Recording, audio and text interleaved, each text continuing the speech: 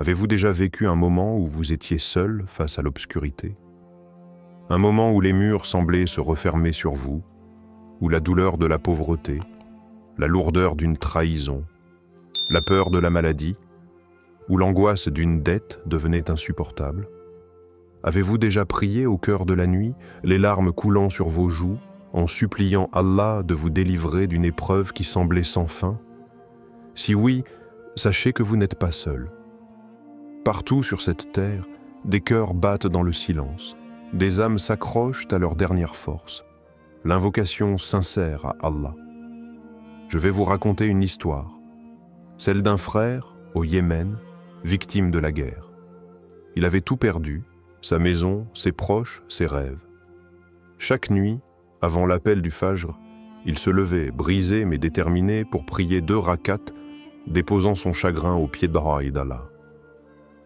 Il ne priait pas avec des mots compliqués, ni avec des discours interminables, juste avec un cœur sincère, répétant « Ô Allah, toi qui sais ce que je traverse, ne m'abandonne pas. » Et vous savez quoi? Quelques mois plus tard, ce frère a été accueilli dans un autre pays. Il a trouvé un refuge, un travail honorable et surtout une nouvelle vie pleine de dignité. Tout cela, après ces prières secrètes que personne ne voyait, sauf Allah. Aujourd'hui, je vous invite à plonger avec moi dans ce secret spirituel qui peut transformer votre vie. Un geste simple. 2 rakats avant Fajr. Une invocation du fond du cœur. Et la certitude qu'Allah n'abandonne jamais ceux qui l'invoquent dans l'obscurité. Dites-moi dans les commentaires, avez-vous déjà ressenti cet appel du cœur à Allah au milieu de la nuit? Votre témoignage peut inspirer d'autres âmes en quête d'espoir. Je lirai chacun de vos messages avec attention. Avant de commencer cette vidéo, n'oubliez pas de liker cette vidéo, car cela nous donne beaucoup de force pour continuer à partager du contenu bénéfique. Et je vous invite à vous abonner à notre chaîne et d'activer la cloche de notification pour rester informé de nos prochaines publications sur la foi islamique. Partagez-la avec vos proches et laissez un commentaire pour me dire ce que vous en pensez. Merci et bonne vidéo. Pourquoi la prière avant Fajr est magique? Il y a des instants dans le cycle d'une journée qui ne ressemblent à aucun autre. Des instants suspendus où les portes du ciel s'ouvrent, où l'invisible devient plus proche, et où les miracles se dessinent doucement pour ceux qui savent attendre et invoquer. Le dernier tiers de la nuit fait partie de ces instants. Le prophète Muhammad nous a rapporté une vérité bouleversante. Notre Seigneur descend chaque nuit au ciel le plus bas, lorsqu'il reste le dernier tiers de la nuit, et dit « Qui m'invoque que je lui réponde? Qui me demande que je lui donne? Qui implore mon pardon que je lui pardonne ?» Sahih al-Bukhari, 1145. Imaginez un instant. Allah, le créateur de tout ce qui existe, s'approche de ses serviteurs au moment où tout dort, où les cœurs sont nus, sincères, brisés ou espérants. Et il demande « Qui m'appelle? Qui me cherche? Qui me demande? Quel honneur! Quelle opportunité! Quel amour inimaginable de la part d'Allah envers nous, ses faibles serviteurs! Et ce n'est pas seulement un récit ancien, c'est une réalité vivante aujourd'hui. Je vous partage une histoire émouvante. En Indonésie, une sœur fut abandonnée par son mari, laissée seule avec 2 enfants à nourrir. Pas de ressources, pas de famille pour la soutenir, pas d'espoir apparent. Mais cette sœur connaissait un secret, la prière avant Fajr. Chaque nuit, dans la solitude et parfois dans le froid, elle se levait. Elle faisait 2 rakats, parfois avec des sanglots étouffés, parfois dans un silence épuisé. Mais chaque nuit, elle se présentait devant Allah, sans jamais se lasser, sans jamais abandonner. Elle demandait la même chose encore et encore. « Ya Allah, donne-moi la force et ouvre-moi une porte où je ne vois rien. » Les jours semblaient s'étirer, sans signe. Mais Allah n'oublie jamais. Quelques semaines plus tard, elle a rencontré une ancienne connaissance. Sans même qu'elle ne cherche, une opportunité est apparue. Un poste dans une école islamique pour enseigner aux enfants. Ce n'était pas seulement un emploi. C'était un environnement pieux, un lieu où elle pouvait reconstruire sa foi, nourrir ses enfants et surtout guérir son cœur. Tout cela grâce à 2 rakats silencieux dans le dernier tiers de la nuit. La prière avant Fajr n'est pas seulement un acte de foi, c'est une clé, un canal direct avec le Seigneur de l'univers. Un moment d'intimité sacrée que le tumulte du jour ne peut jamais offrir. Alors, ne sous-estimez jamais la puissance de 2 rakats avant Fajr. Ce sont des armes silencieuses contre les douleurs visibles. C'est une promesse d'Allah. Invoquez-moi, je vous répondrai. Sourate Ghafir 40-60. Écrivez en commentaire si vous avez déjà expérimenté une réponse à votre invocation pendant Tahajjud. Chaque histoire est une lumière pour une âme qui doute. Je serai honoré de lire votre témoignage. Quelle est la première DUA à dire? À présent, je vais vous révéler une invocation, une simple DUA, mais qui peut transformer votre vie, guérir vos blessures invisibles et ouvrir des portes que vous pensiez fermées à jamais. Écoutez-la avec votre cœur. Allahumma inni as'aluka ar-rida ba'da al-qada wa barda al-'ayshi ba'da al-maut. Oh Allah, je te demande la satisfaction après ton décret et une vie douce après la mort. 2 phrases. Mais toute la sagesse de la patience et de la résurrection de l'âme y est contenue. Décomposons-la ensemble. Allahumma inni as'aluka ar-rida ba'da al-qada. Oh Allah, je te demande la satisfaction après ton décret. Que veut dire cela réellement? Cela veut dire demander à Allah de déposer dans votre cœur une paix profonde même après que des choses difficiles se produisent. Perdre un emploi, voir un être aimé vous tourner le dos, être confronté à une maladie injuste, assister à l'éclatement de ses projets. Tous ces événements sont des décrets d'Allah. Mais ce n'est pas l'événement lui-même qui vous brise, c'est le refus d'accepter.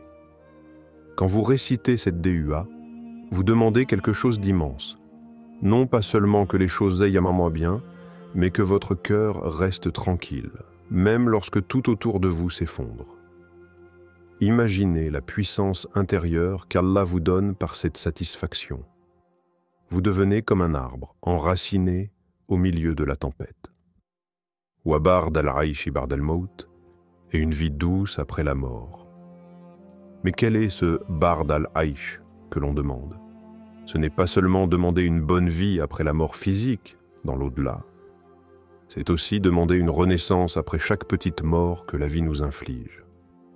Chaque épreuve peut être une mort intérieure, le deuil d'un rêve, la trahison d'un ami, la solitude après un divorce, la ruine financière après tant d'efforts. Cette DUA est un cri d'espoir. Ya Allah, fais-moi revivre après la destruction. Offre-moi une vie paisible après le chaos. Et pour comprendre la puissance de cette DUA, regardons l'histoire de Youssouf alayhi salam, un jeune garçon, trahi par ceux qui auraient dû le protéger, ses frères, jeté au fond d'un puits, vendu comme esclave sur un marché, arraché à son père aimant et enfermé injustement dans une prison humide et froide. Année après année d'injustice, d'abandon, d'humiliation. Mais jamais Youssouf alayhi salam n'a perdu confiance en Allah. Et Allah, dans sa sagesse, transforma chacune de ses blessures en un degré d'élévation. Après l'épreuve est venue la paix. Après l'humiliation est venue la royauté. Après l'abandon est venu l'honneur. Youssouf alayhi salam est devenu le ministre du trésor d'Égypte.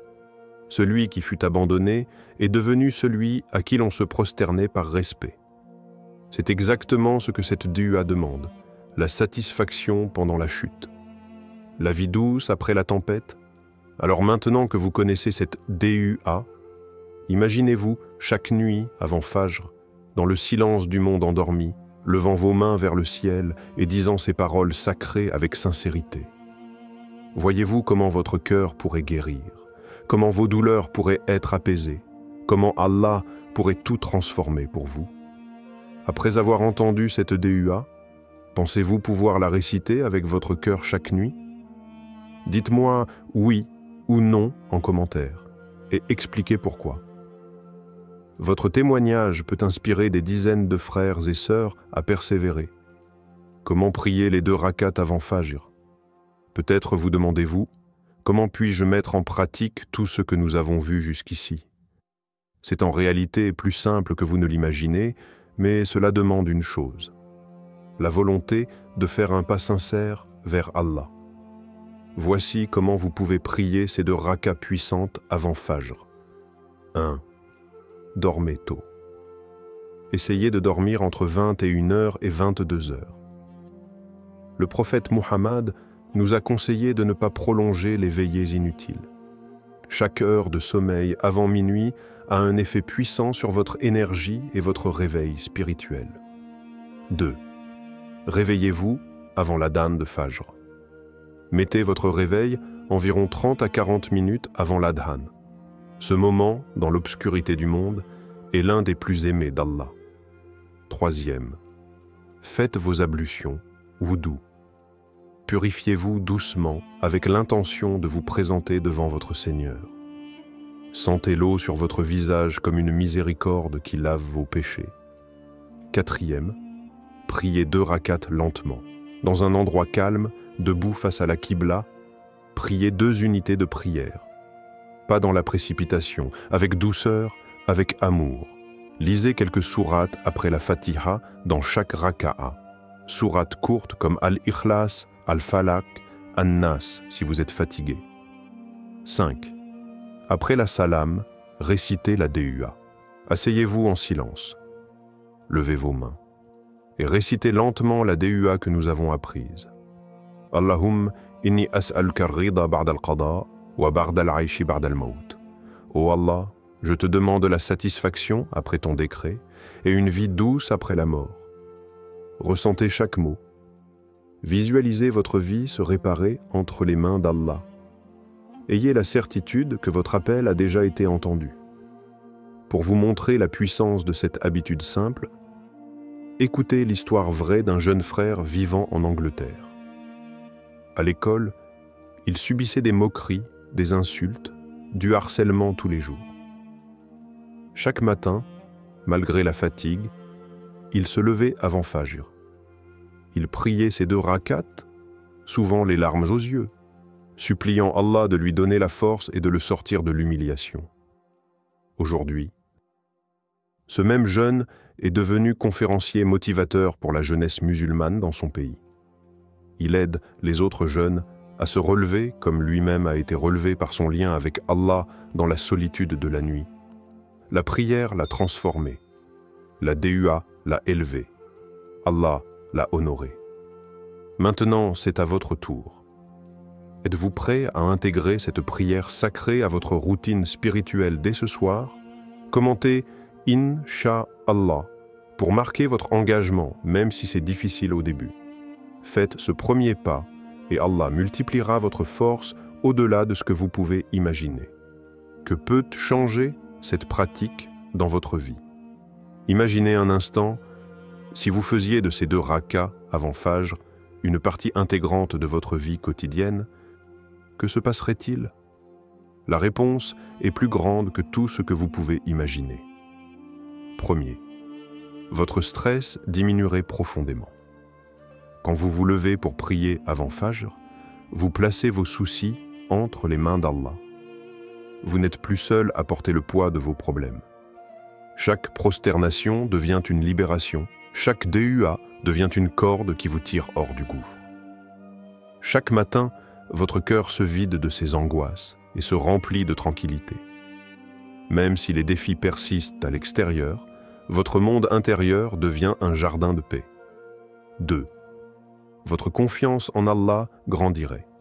Avec chaque levée avant l'aube, votre cœur apprend à s'attacher à celui qui ne trahit jamais la confiance. Petit à petit, vous réalisez que vous n'êtes pas abandonné, que derrière chaque silence apparent, Allah prépare quelque chose d'immense pour vous. Le Coran nous le promet, et quiconque place sa confiance en Allah, il lui suffit. Sourate At-Talaq, 65.3. Quand Allah est suffisant, plus rien d'autre n'est nécessaire. Plus besoin de tout comprendre. Il suffit d'avancer, les mains levées, les yeux vers le ciel. 3. des résolutions inattendues commenceraient à apparaître. C'est dans l'invisible que naît le miracle. Peut-être un appel que vous attendiez sans espoir. Peut-être une porte qui s'ouvre quand toutes les autres étaient fermées. Peut-être une guérison, une amitié nouvelle, une opportunité professionnelle, une réconciliation familiale. Allah est le maître des solutions invisibles. Et parfois, un seul « Ya Rab » murmuré dans la nuit suffit pour changer le cours d'une vie entière. Exemple inspirant. Le frère du Nigeria. Laissez-moi vous raconter une histoire vraie. Un homme d'affaires musulman au Nigeria confronté à la ruine totale. Faillite, trahison de partenaires, honte devant sa famille. Il avait deux choix, sombrer dans la colère et la dépression ou revenir humblement vers Allah. Il a choisi le second chemin. Chaque matin, avant Fajr, il priait 2 rakats. Il demandait à Allah non seulement la délivrance matérielle, mais aussi la paix intérieure. 6 mois plus tard, non seulement il avait reconstruit son entreprise, mais il avait également créé une association caritative pour aider les orphelins de sa ville. Ce n'était pas juste sa situation financière qui avait changé. C'était son âme qui avait été reconstruite. Quand vous vous approchez d'Allah sincèrement, il vous donne plus que ce que vous demandez. Il vous rend meilleur. Fermez les yeux une seconde. Imaginez-vous dans 6 mois.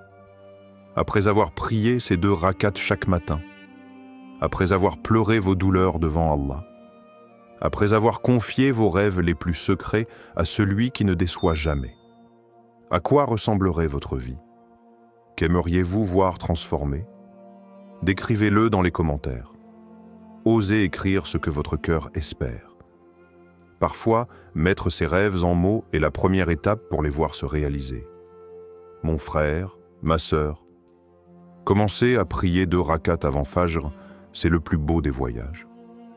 Mais comme tout voyage sacré, il demande de la persévérance, du courage et beaucoup d'amour pour Allah. Les premiers jours, votre corps résistera. Votre âme sera parfois lourde. Le sommeil vous semblera plus doux que la prière. C'est exactement là que votre victoire commence. Quelques conseils simples pour ne pas abandonner. Fixez-vous un objectif de 7 jours d'affilée. Ne pensez pas en mois ou en années. Pensez juste aux 7 prochains jours. Chaque nuit est une brique que vous posez pour construire un palais dans l'au-delà. Trouvez un binôme de prière. Partagez votre défi avec un ami, un frère ou une sœur en islam. Échangez un message chaque matin. As-tu prié tes 2 rakats aujourd'hui? Un rappel sincère peut sauver une prière et une prière peut sauver une âme. Même si c'est dur, ne partez pas sans une invocation sincère. Même si vos mots sont maladroits, même si votre cœur est fatigué, dites quelque chose à Allah, car il écoute même les soupirs silencieux de ses serviteurs. Histoire du Coran, la leçon de Ayoub, alayhi salam. Rappelez-vous du prophète Ayoub, un homme béni, aimé, respecté, jusqu'au jour où il perdit tout, ses biens, ses enfants, sa santé, son corps était couvert de plaies, son entourage l'avait abandonné, il n'avait plus que sa foi. Et malgré cette douleur accablante, il n'a jamais blâmé Allah, jamais un mot d'ingratitude, jamais une plainte contre son Seigneur. Au contraire, il a continué d'invoquer « Le mal m'a touché et toi, tu es le plus miséricordieux des miséricordieux ». Sourate Al-Anbiya 21, 83. Et Allah a répondu. Il l'a guéri totalement. Il lui a rendu sa santé, ses enfants et multiplié ses bienfaits. Votre douleur d'aujourd'hui peut devenir votre honneur de demain, si vous persévérez. Alors maintenant, je vous pose une dernière question. Voulez-vous que je vous envoie d'autres DUA puissantes pour vos 2 rakats avant Fajr, afin de rendre vos prières encore plus précieuses? Si oui, écrivez en commentaire. Oui, je veux.